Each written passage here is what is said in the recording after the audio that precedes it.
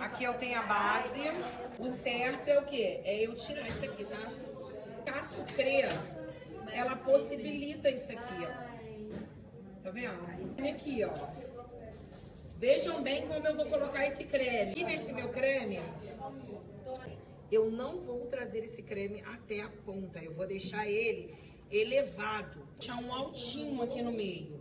É obrigatório? Não, é opcional. Vou encaixando ele justamente nessa parte aqui que eu deixei, tá vendo? Pra encaixar ele.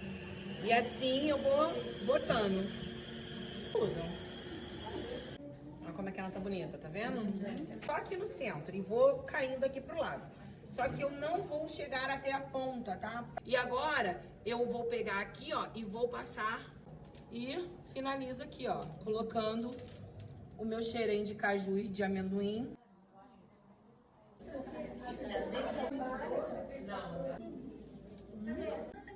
Bem levinho. Tá caindo amendoim.